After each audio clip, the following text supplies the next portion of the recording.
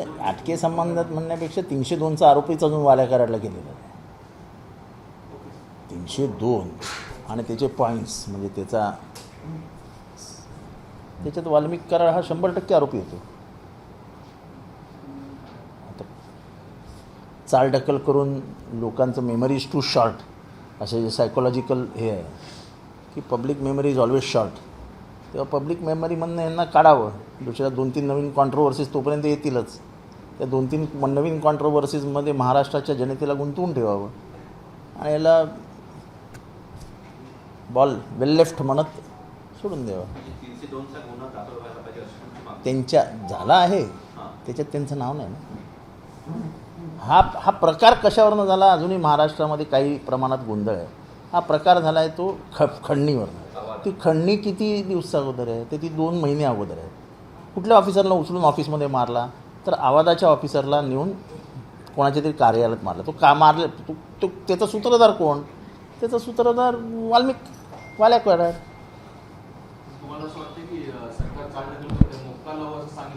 कुठे मुक्का नाही, जज करणार होते अपॉइंट, तो जजचं नाव नाही, कुठे काय नाही. म्हणजे अर्थात सभागृहाची पण हे नाही राहत ना, जी गरिमा आहे की तुम्ही सभागृहात सांगितलं. महाराष्ट्राच्या जनतेसमोर 288 आमदार ज्या सभागृहात येऊन बसतात त्या सभागृहात सांगितल्यानंतर आज इतके दिवस होऊन गेले तरी काहीच नाही हालचाल. खरं तर 24 तासात फाईल मूळ होऊन साय होऊन आत्तापर्यंत प्रोसिजर सुरू व्हायला पाहिजे होती चौकशीची.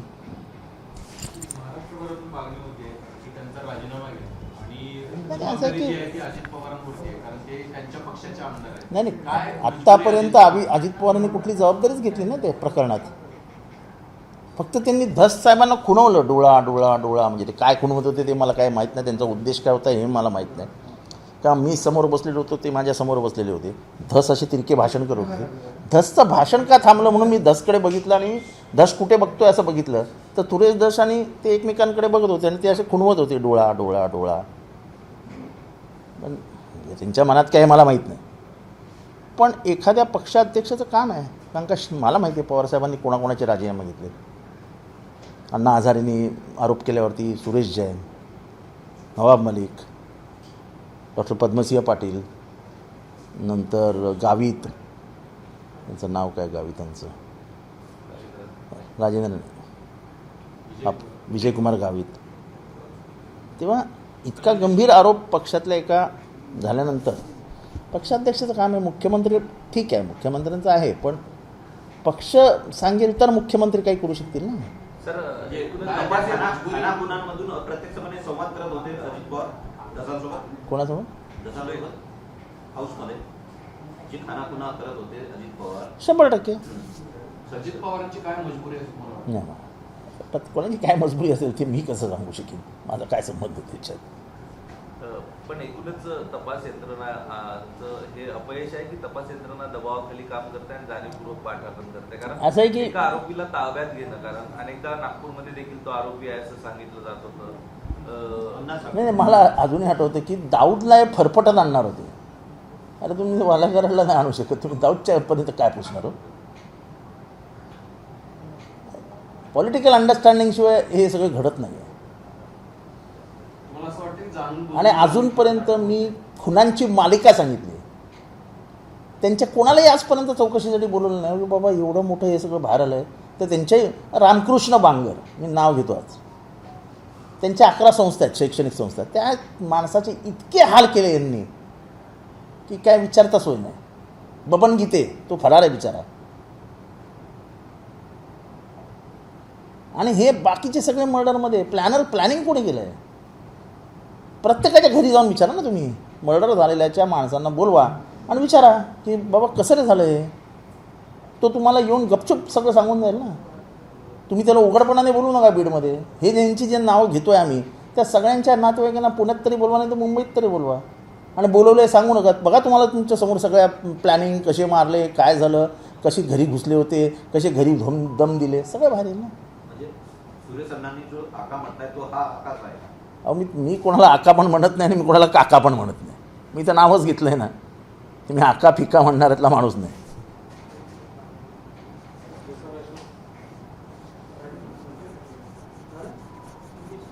सर नीतीश राणे ने जिस तरह से बयान दिया है खासकर गांधी परिवार को लेकर और केरल जैसे राज्य को कह देना, गांधी परिवार, मैंने वो बयान पढ़ा, गांधी परिवार का क्या संबंध रहता है? आप एक राज्य, ये संघराज्य है, ये देश संघराज्य है। एक संघराज्य में का राज्य आप बोलते दहशतवादी है? केरल दहशतवादियों से भरा हुआ है। अरे जिस राज्य का लिटरेसी परसेंटेज देश में सबसे ज़्यादा है, जो राज्य फॉरेन करेंसी सबसे ज़्यादा इस देश में लेके आता है, सबसे ज़्यादा फॉरेन करेंसी लाने वाला राज्य कौन सा है? केरला है। आप उसको कहते हैं दहशतवादी राज्य है? अरे उन्होंने कभी बीजेपी को जिंदगी में चुन के ही नहीं दिया है। जब से केरल की स्थापना हुई है, जब से भारत आज़ाद हुआ है, तब से आप देखो तो कभी भी उन्होंने जातीयवादी पार्टी के लिए वोट ही नहीं डाला है। वो राज्य की ये है, मानसिकता है। और उधर का तो आप पैटर्न देखोगे तो कभी एक बार उधर कांग्रेस चुन के आती है तो दूसरी बार कम्युनिस्ट चुन के आते हैं, फिर कांग्रेस, फिर तो हर एक की अपनी अपनी सोच है। केरला की अपनी एक सोच है। पर सबसे बड़ी बात यह है कि जिस फॉरेन करेंसी के नाते आप डूब रहे हो, आज भारत की अर्थव्यवस्था छुपाई गई है, वरना फॉरेन करेंसी के नाते भारत की नैया डूबने वाली है। फॉरेन करेंसी की इज्जत इबरत बचाने में हम लगे हुए हैं।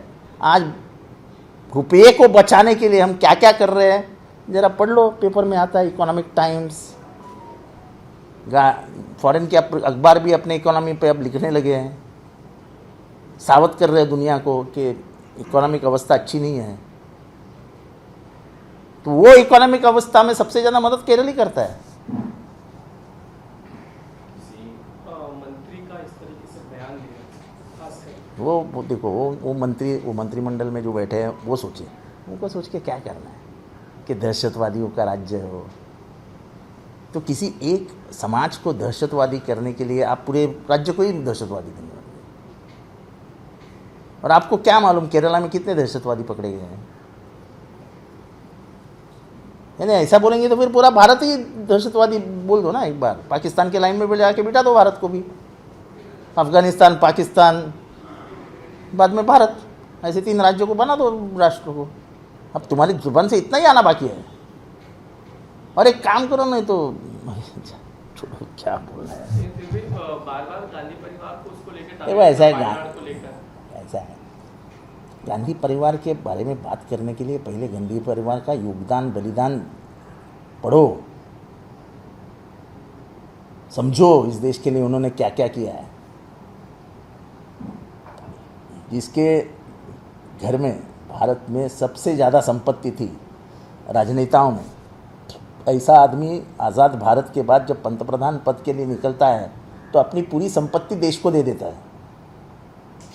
71 के युद्ध में जब पैसे कम गिर रहे थे तो यही इंदिरा गांधी थी जिन्होंने अपना पूरा गहना बेच डाला और पैसे देश को दे डाले। कहाँ उस खानदान के तरफ अपनी नज़र भी जाती है।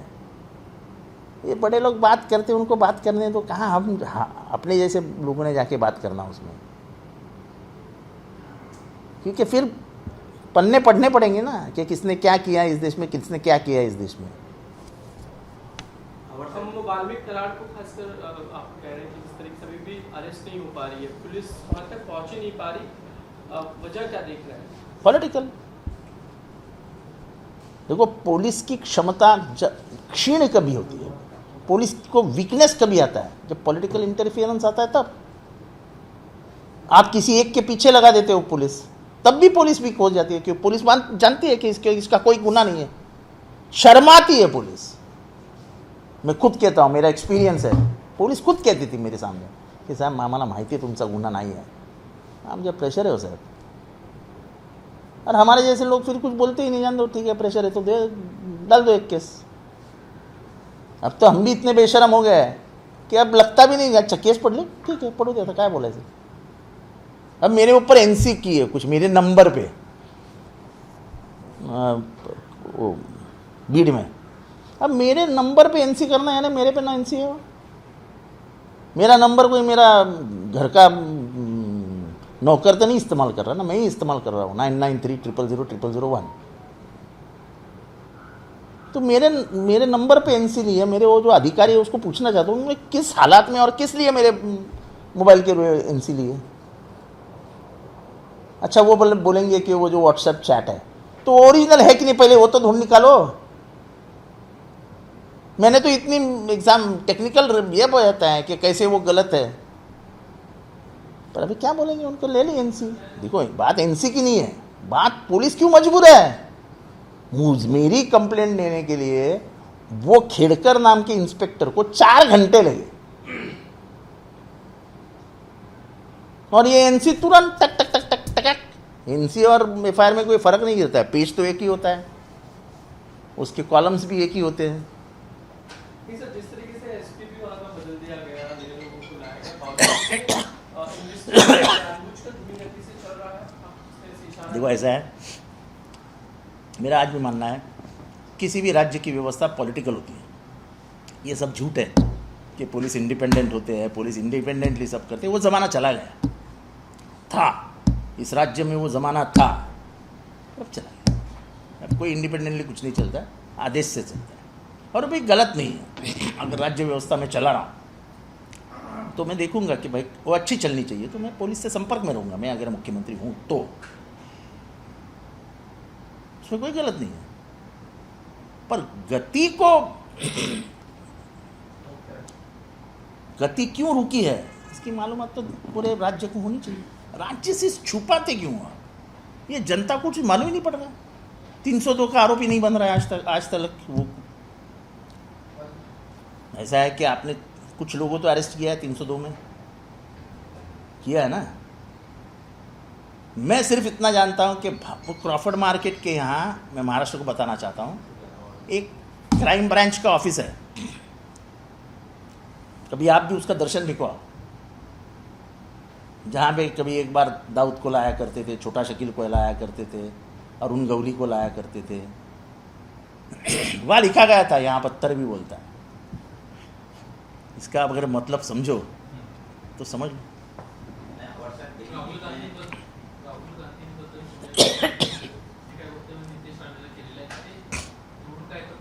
असं आहे की केरळ राज्याचा इतिहास किती जणांना मला माहिती आहे मला माहीत नाही अजून। केरळ भारतातलं एकमेव राज्य आहे त्याच्यात लिटरसी पर्सेंटेजमध्ये भारतात अनेक वर्ष ते 1 नंबरवर आहेत।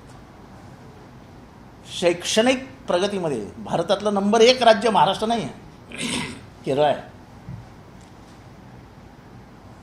सर्वात जास्त सुशिक्षित लोक कुठे आहेत, केरळात आहेत।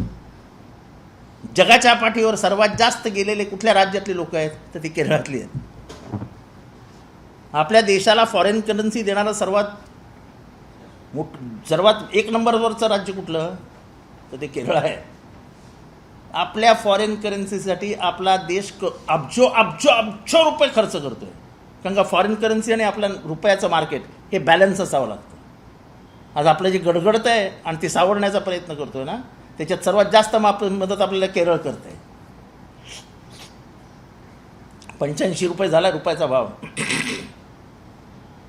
रुपी अगेन्स्ट डॉलरला 85 रुपये झाला। म्हणजे आपण कुठल्या परिस्थितीत आहोत हे आपल्यालाच माहीत नाही आहे। आपल्यापासून श्रीलंका काय फार लांब नाही। तर असं हे कुठल्याही राज्याला दहशतवादी राज्य म्हणजे दहशतवादी लोक राहतात।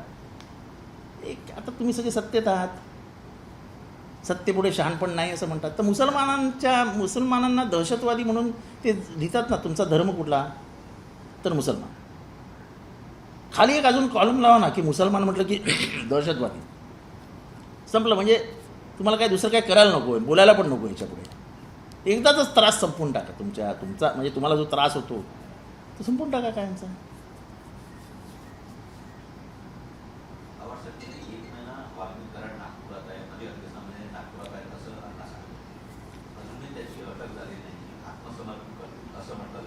राजकीय अनास्था यामध्ये कारणीभूत आहे का? असं आहे की political will power shows the road for the state. Political will power असेल तर एका राज्य व्यवस्थेपुढे कोण आहे, कोण मोठा होऊ शकतो।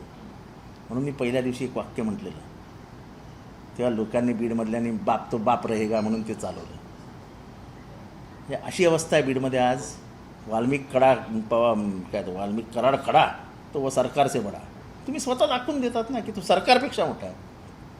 आजही त्याची पोरं बाप तो बाप रहेगा, बचके रहना, महंगा पडेगा असे काय काय रील्स बनवून पाठवत आहेत. त्या पोरांची हिंमत कशी होती? हिंमत तो घाबरला पाहिजे. नको रे बाबा रील. त्याच्या आई वडिलांनी सांगितलं पाहिजे बाबा काका राहतो मुंबईत, जा काकाकडे राहून राहा, तू इथं राहूच नको. पोलिसांची भीतीच नाही आहे. म्हणजे मी ह्या विषयावर कधी जात नाही. 1300 लायसन्स, कुठलाही चिमुरडं मिशी न फुटलेला माणूस रिव्हॉल्वर लावून शर्ट त्याच्यावर खोचून चालतो. कोणी येतो रस्त्यात ठाम. सर्वात मजेशीर गोष्ट म्हणजे महाराष्ट्राने ऐकावी आणि ह्याच्यावर विचार करावा. किती बूथ कॅप्चर झाले? तुम्ही कुठल्याही पत्रकाराने कधीही टी व्हीवर ते गांभीर्याने घेतलं नाही. अर्ध्याहून अधिक बूथ हेच हे रिव्हॉल्वरधारी नवीन जी पैदास आहे त्याने कॅप्चर करून दिले. व्हिडिओ दाखवतो या विधानसभेत या विधानसभेत. आणि म्हणे वोटिंग एकदम नीट व्यवस्थित झालंय, शांतपणाने झालंय. व्हिडिओ आहेत, व्हायरल आहेत. उमेदवाराच्या बाजूच्या माणसाला कानफडात मारलेले व्हिडिओ आहेत. मी स्वतः उमेदवाराला भेटलो. त्यांनी जी संख्या सांगितली ती तर भयंकर आहे. मला काय रे किती बूट कॅप्चर झाले? तो म्हणाला 150हून अधिक बूट कॅप्चर झाले. महाराष्ट्रासारख्या राज्यामध्ये, बीडसारख्या जिल्ह्यामध्ये, परळीसारख्या मतदारसंघामध्ये आपल्याकडे 150हून अधिक बूट कॅप्चर होतात. अरे सर, म्हणजे it's a sad story of Indian democracy. आणि ते पण आपल्या महाराष्ट्रात, प्रगतिशील प्रागतिक विचारांच्या महाराष्ट्रात. एबीपी माझा, उघडा डोळे बघा नीट.